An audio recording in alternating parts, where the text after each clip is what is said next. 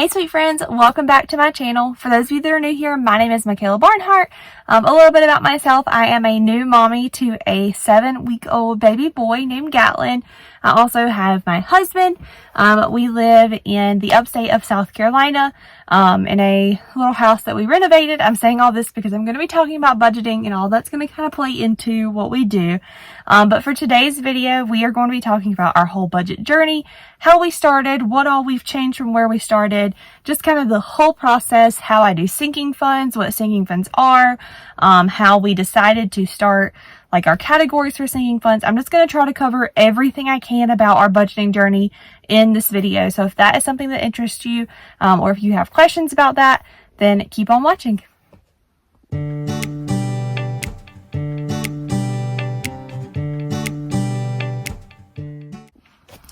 Alright, so obviously I'm not in my typical filming location where I would be sitting if I was filming a sit-down video with you guys.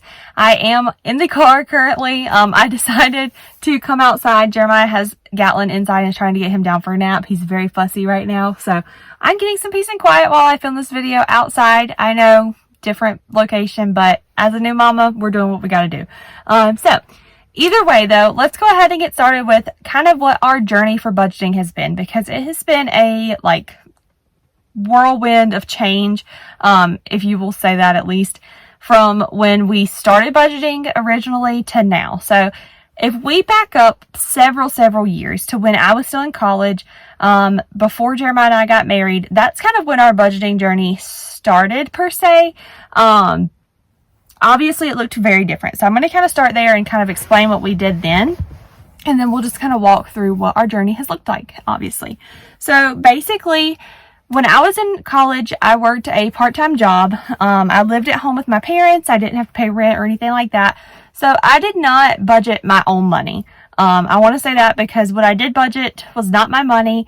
I didn't really keep up with anything. I didn't have a lot of bills or anything. I wasn't spending my money on a lot of stuff. I paid for my gas to go do things. If I wanted to eat out or something like that, or if there was something specific I wanted to buy, then I did that. I spent my own money on that. But I didn't really have a reason to budget, so I didn't at that point. But Jeremiah and I were together when I was in college. We started dating when I was in high school, my senior year. He had already graduated, but I was in high school. So we were together the whole time I was in college, and he worked a full-time job.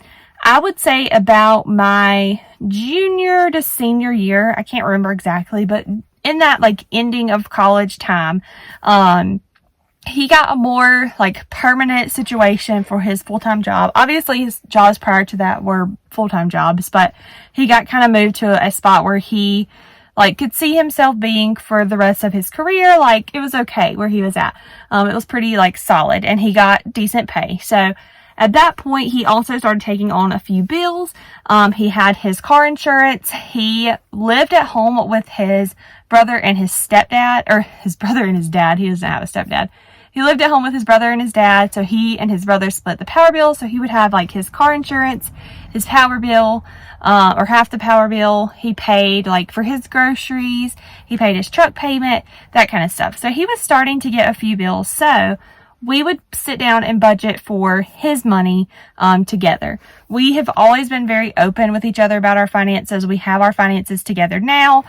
We are not that kind of couple that has everything separated. Not that there's anything wrong if you are that kind of couple. That's just not what we do. And we haven't been like that ever. We've always just kind of known each other's finances.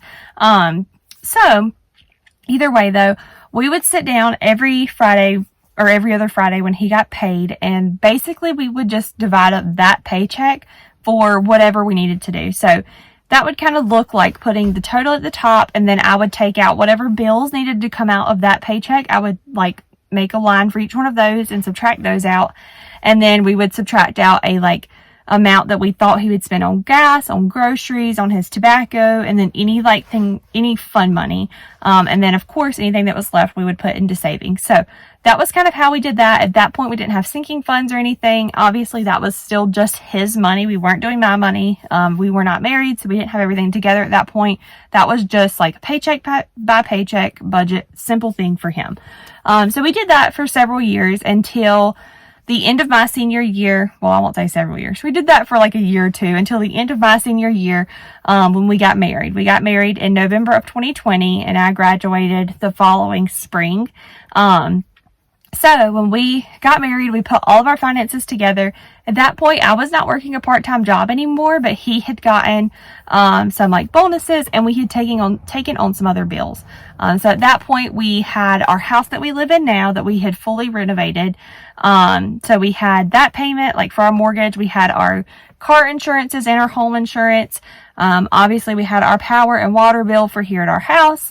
We had like our internet, our phones. We had a few like TV subscription type stuff. I'm trying to think if there's anything else. We didn't have a ton of bills at that point, but we had a few like more than what he had on his own. So we did a paycheck by paycheck budget for a little while right when we got married. But after doing that for just a few months, I realized that we needed something that would be a little more sustainable and manageable for the month. Because going paycheck by paycheck was fine with just his income. And like when he didn't have that many bills, but now that we had more bills, I wanted to be able to see things as more of a broad view and make sure that everything was going to be covered for the month, if that makes sense. So that's why we ended up switching over and budgeting how we budget now, which is by the month. So we started out doing that with his, and I did that the exact same way I do just our budget now. The only difference was I didn't have an income. So it was just his income. And then obviously I graduated in the spring of 2021, and that following, August of 2021, I started working as a teacher. So that's when I started bringing in an income, and we just continued to budget like that. So that kind of gives you an idea of how we started budgeting to where we are at now. I hope that kind of made sense and answered any questions you had about that, because I don't think you guys really ever saw the like paycheck by paycheck budgeting. I think I started budgeting videos when we started doing our monthly budget. So that kind of explains a little bit more about that. But we did not always have like our savings or our sinking funds and all of that set up. So I do want to kind of touch on that for a little bit, because that has been the thing that I think I've gotten the most questions about, like how we come up with the categories for our sinking funds, how we started, why we started, and what they are, just that kind of like gist of things. So I think when we got married is when I know for a fact that we started having like an actual savings account. We had savings accounts before that when there was things in them, but that's when we started being a little more purposeful with making sure we were putting money into a savings account. So we at that point in time just had one account that we just put money into. So anything that was extra for the month or any like specific amount that we wanted to put into savings, we would put in there. And that account was for pretty much anything. If we were saving for a vacation, it went in there. Saving for a down payment for something, it just all went in there. And I didn't have a good way of keeping up with what was there, pretty much. So if, let's say there was like $2,000 in there. All I saw was just that there was $2,000 in there. I didn't have a system for breaking that down and saying that 1,000 of that was for our vacation savings, 1,000 of that was for our down payment for a vehicle or whatever it was, whatever it was going to be.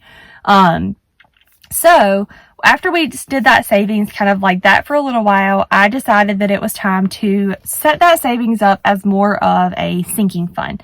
And basically what a sinking fund is pretty much just like a savings account, or at least the way we do them. I'm not sure if this is how everybody does sinking funds or what the like legit definition is, so you can kind of go look that up on your own.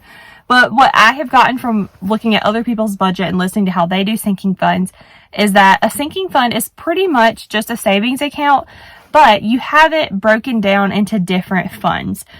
For example, right now we have a fund for our vacations. We have a fund for Christmas and gifts. We have just a general savings account, or sinking fund. We have one for Gatlin, our son. We have one for our pets. I've seen people have one for like their personal care, like getting their hair done or their eyebrows waxed or like eyelashes and things like that. I've seen people do like health ones or medical ones where they are putting money away just in case they have to pay for something medical, for like cars.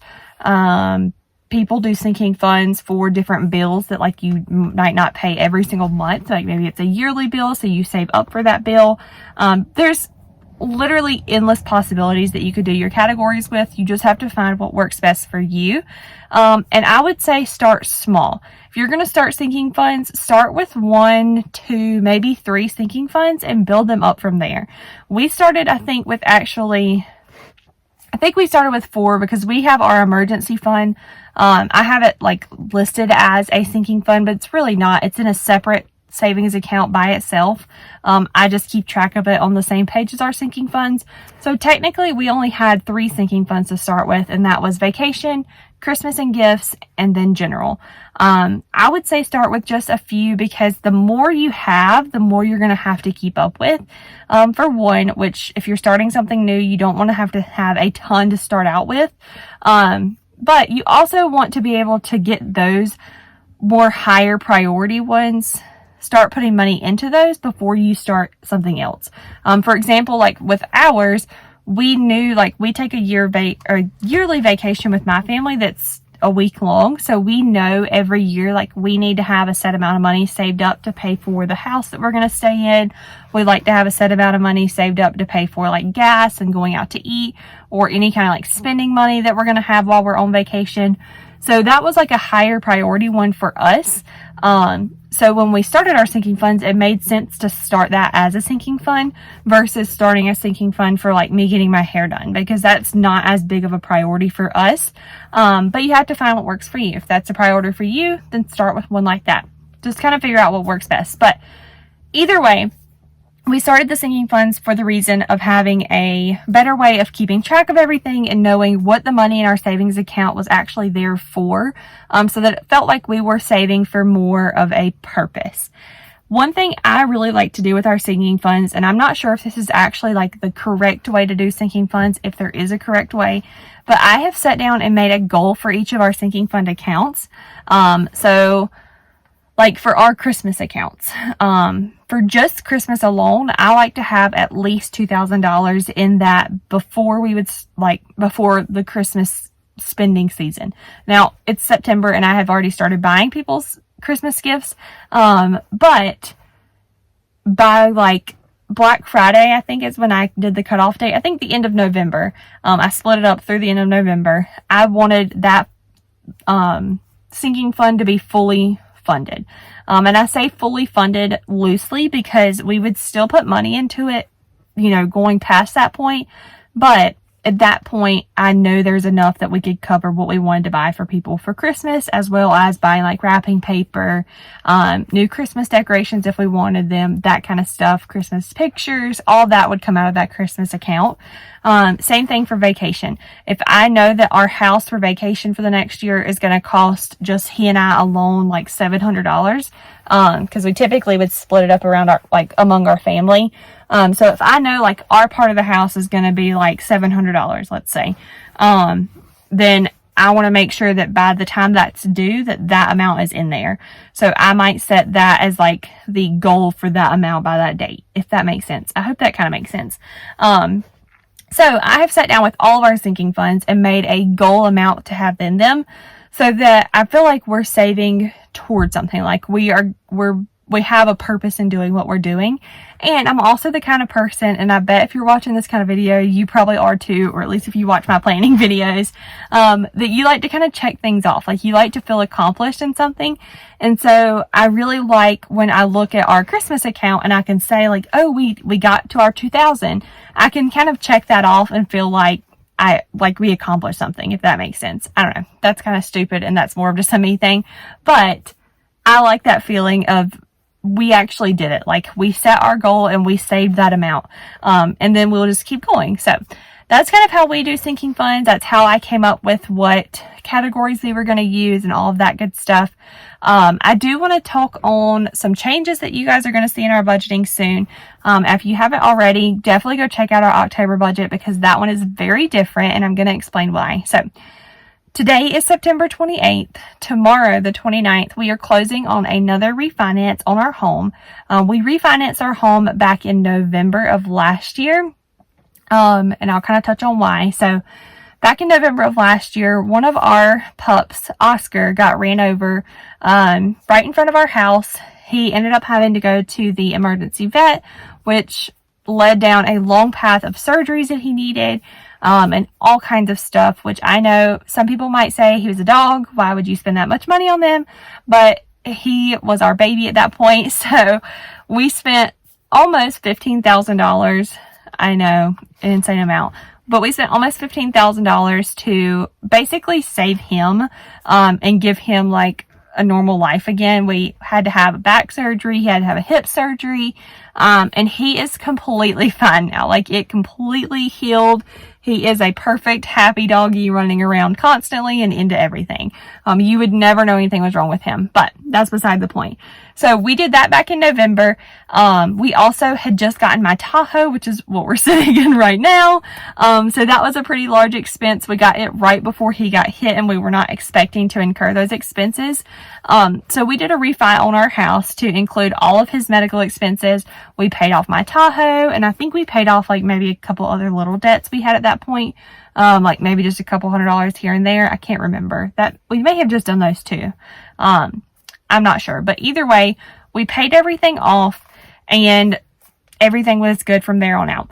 So we decided right after we had Gatlin to do another refinance on our house, and include the rest of our student loans, or my student loans, I should say. I'm the only one who has them. So include the rest of my student loans as well as our other debts that we currently have, like our Lowe's payment, our furniture payment, credit cards, anything like that. We wanted to just have it all paid off, or not paid off per se, but all combined together in our mortgage. So we are closing on that tomorrow. That will pay the rest of our debts off, and everything will be consolidated together with our mortgage. And we will still have equity in our house. That's why I was mentioning at the beginning of this video that we did renovate our home, if you were not aware of that. We live in a house that was built in the 50s. When we bought it for extremely, extremely cheap. Like, we basically stole the house, you could say. Like, we did not have to pay that much for it. We bought it from people who are really close to us. So we bought the house and completely like gutted it down to just the studs. We fixed some foundation problems. We rebuilt the house completely, as well as adding on. So we added a lot of equity to our house. So even after this refi is done, we will still have a pretty decent chunk of equity in our home. So our hope is that over the next month or so, we can sell this house for what it's worth currently, because obviously with the housing market the way it is right now, everything's worth a little more.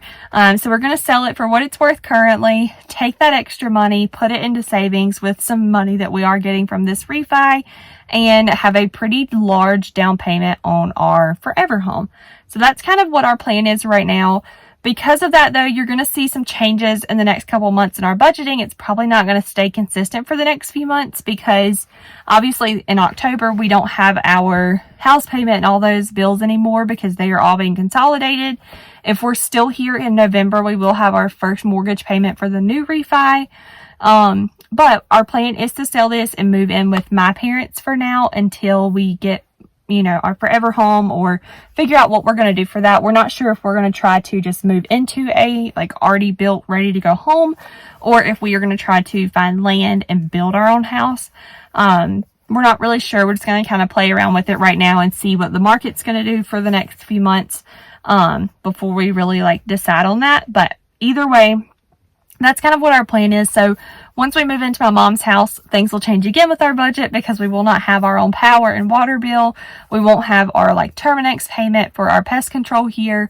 That kind of stuff is going to change again. So just expect some changes going forward. So I wanted to say all that, just so that you guys kind of would know what's going on. But either way, I hope I answered all of your questions in this video. If I did not, then please let me know in the comments below, and I will do my best to either answer them there or to do a second video about this. I know budgeting is something that is pretty important in your life. And I know that a lot of people reach out to me with questions about how we budget and everything. But I do want to say, just do what works best for you and your family. If you can budget paycheck to paycheck and that works good for you, don't feel like you have to budget a different way just because you see somebody on the internet or on YouTube or wherever budgeting a certain way. You know, just because I budget month to month does not mean that that's what works best for you and your family. So do what works best for you by all means. Figure out what that is and run with it. Don't feel pressured to do, you know, whatever you see on the internet, obviously. I probably shouldn't say that or doesn't need to say that, I know, but I just felt like I needed to throw that out there because I'm not a professional budgeter by any means. I don't know that much about finances. All I know is what works good for my family, and that's what we do. And I like sharing it with you guys just in case it does help somebody else. So all that said, I will see you guys in the next video. I hope you enjoyed this one. If you did, give it a thumbs up and subscribe, and we'll see you next time. Bye, guys.